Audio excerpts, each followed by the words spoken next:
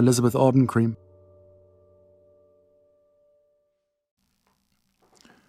This one's wife. I'll wear $150,000. You can starve. Hello, I'm H.G. Tudor. This one's wife has form for turning up somewhere, bedecked in expensive clothing and jewellery, and essentially rubbing it in the faces of those that she's talking to. Hitherto, one of the most prominent examples of that was when she was the bouncing berry of Harlem, or Chairman Mao does New York, and she attended a book reading of her execrable book, while Harry sat on the floor like the good boy that he is, and various children from impoverished backgrounds in Harlem had to listen to her wank on as she sat there in expensive clothing and clinking expensive jewellery.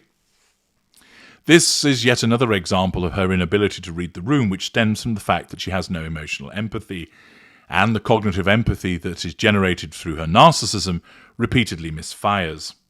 What matters to her more is the belief that she looks fantastic, and that she's able to flaunt the expensive clothing and jewellery.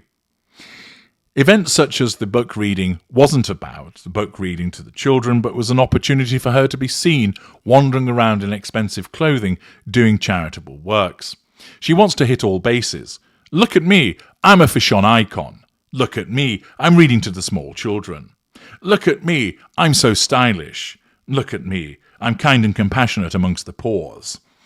The fact is, she despises poor people. She can't stand them because they've little to offer to her other than fuel. She wants people to give her money, and if you haven't got any, what use are you to her? Thus, she struts around in expensive outfits, rubbing it in the faces of those who have very little, and she doesn't care. That behaviour shows she doesn't care, because if she did, she would conduct herself in a completely different fashion. But devoid of emotional empathy and unable to pick up on these things, she engages in such behaviour. She's done it on other occasions, and she's done it again in Nigeria, a country where 87 million people live below the poverty line.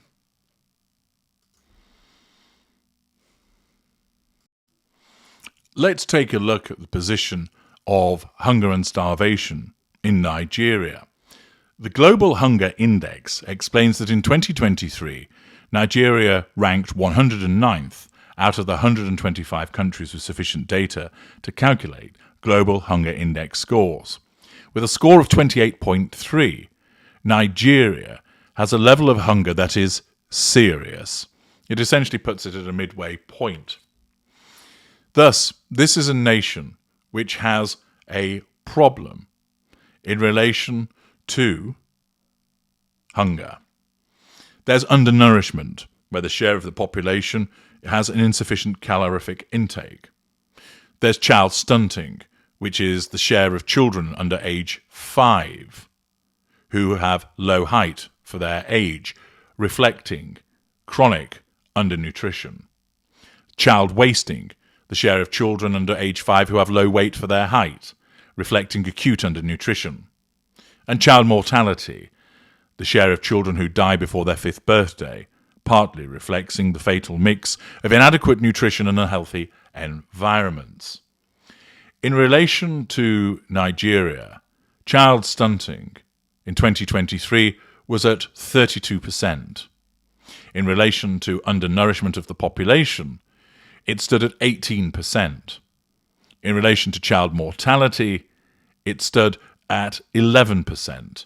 And in relation to child wasting, it stood at 8%. Those scores cumulatively provide them with this level of hunger that is serious. Thus, you have a country which has got issues in relation to hunger and particularly the impact that it has on children. Alongside that issue of global hunger index, Nigeria has a literacy rate of about 61.3% for the total population. The female literacy rate hovers around 50.4%. In other words, just over half of the population of females above the age of 15 can read and write. which is considered very bad, considering Nigeria's population size and the role that Nigeria plays in Africa. Where was this one's wife addressing that? Had she read up about this problem with literacy? Presumably, as a woman who likes to empower young women, this is something that she would know about. Did she speak about it? Did she do anything in relation to pledges to address the problem of literacy? Were there book donations? What about the donation of money to set up schemes to improve that literacy? What about coming and living in Nigeria for a period of time and dedicating some of the huge amounts of spare time that you've got, this one's wife, to teaching children to read to improve those literacy rates? Given that you're so prominent and 43% Nigerian, presumably you feel that this is something you ought to do? Of course not, because it's not glamorous. It requires hard work. It requires discipline and input, and those are things that this one's wife doesn't have. Nigeria has an abundance of human and natural resources, but it remains one of the poor countries in the world today. Corruption and poor governance tear it apart. It remains one of the most corrupt countries in Africa with a very high unemployment rate.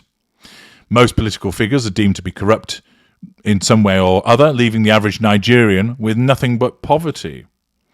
Nigeria has many graduates, but many of them end up on the streets with nothing at all to do after college.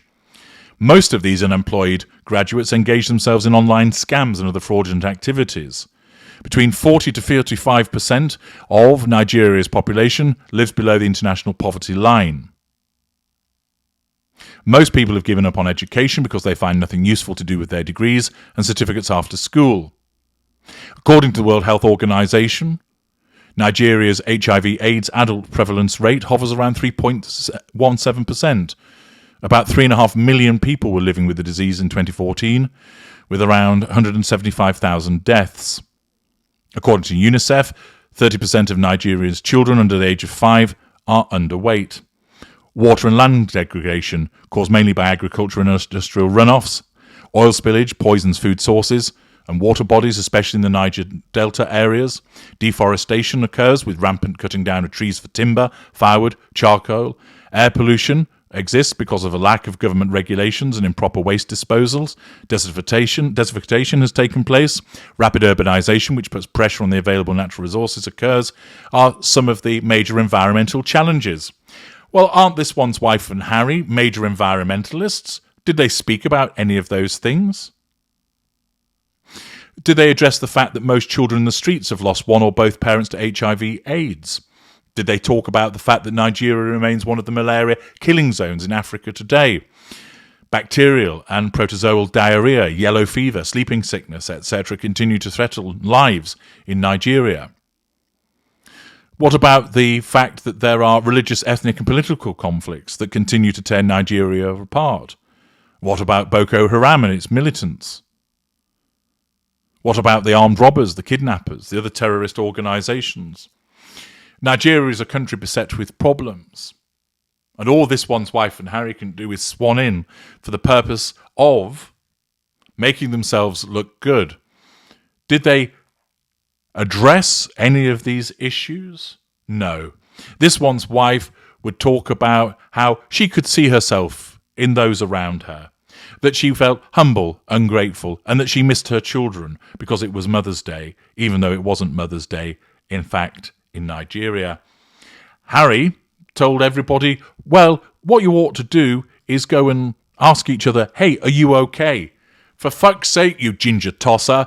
These people live in a country where 30% of the children are undernourished and underweight, that there are political and religious militants, left, right and centre. Corruption is around every corner, that there's issues with AIDS and other diseases, and you're there going, hey, check in with one another.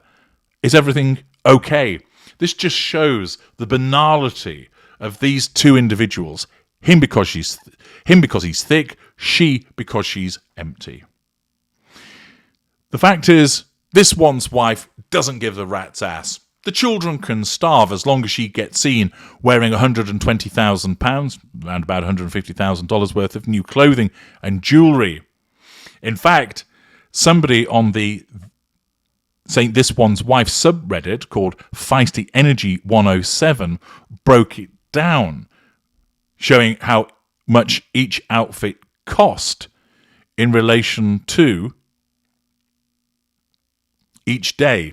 I'm not going to take you through every entry, but on the first day, her first outfit was totaled at £77,000.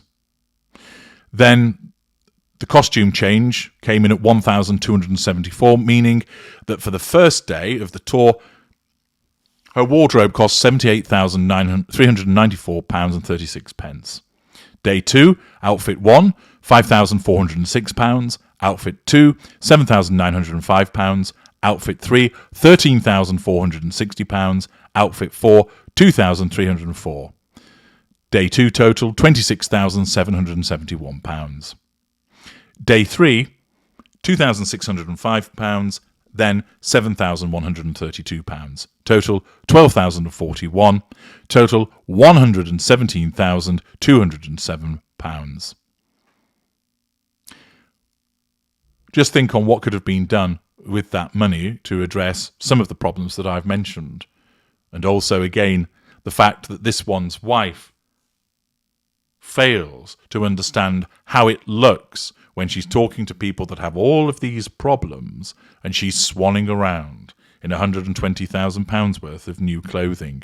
It just demonstrates how she simply doesn't care and how self-absorbed as a narcissist she is.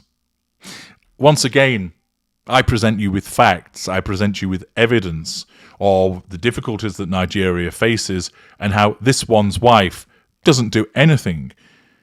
She hasn't boned up on the issues that face this country because she doesn't care. All she does is wander in her vacuous fashion, issue some fridge magnet platitudes, smile at people, hug people, attempt to pull young children into pictures that they don't want to be in, and then away she goes. As long as the footage has been obtained for Netflix, as long as Meghan Harriman has taken some photographs, that's all that fucking matters. Pity the little children. Oh no. She doesn't care about any of that because she is a heartless and empty narcissist.